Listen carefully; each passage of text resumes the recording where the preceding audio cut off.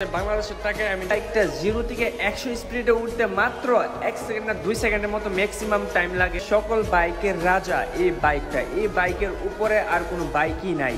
বাংলাদেশে হাজার হাজার ছেলেরা আছে যে আজ পর্যন্ত সরাসরি কাওয়াসাকি নিনজা S2 চোখে দেখে নেয় ভাই। গাইজ, গতকালকে আমার ফ্রেন্ড আর আমার ফ্রেন্ডের ওয়াইফ গেছিল এক রেস্টুরেন্টে খাওয়া দাওয়া করতে, আর সেখানে গিয়ে দেখে যে কাওয়াসাকি নিনজা S2, এক কথায় বলতে গেলে সকল বাইকের রাজা এই বাইকটা। এই বাইকের উপরে আর কোনো বাইকই নাই।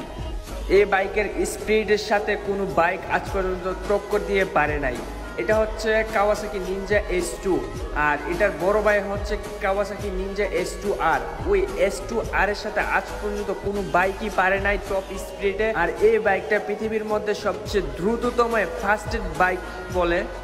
আর এই বাইকটার সাথে রেস বলো, যাই বলো, লুকটার দিক দিয়ে বলো, কোনো কিছুই এই বাইকটার সাথে পারে নাই আজ পর্যন্ত কোনো বাইকই। আর এই বাইকটা 0 থেকে 100 স্পিডে উঠতে মাত্র 1 সেকেন্ড না 2 সেকেন্ডের মতো ম্যাক্সিমাম টাইম লাগে।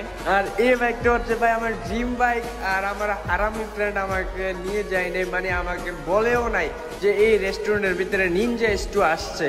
আর আমি আগেও জানতাম যে এই রেস্টুরেন্টের ভিতরে BMW 1000 আর তারপর সুজুকি, তো এইগুলো বাইক সচরাচর থাকে, বাট এই নিনজা S2 মাঝে মাঝে আসে। তো আমাকেও বলে নেয় ভাই, আমি কতটা মিস করতেছি। মানে আমি আজ পর্যন্ত নিজের চোখে, মানে সরাসরি আজ পর্যন্ত আমি কাওয়াসাকি নিনজা S2 দেখি নাই। আমি কি মানে বাংলাদেশে হাজার হাজার ছেলেরা আছে যে আজ পর্যন্ত সরাসরি কাওয়াসাকি নিনজা S2 চোখে দেখে নেয় ভাই।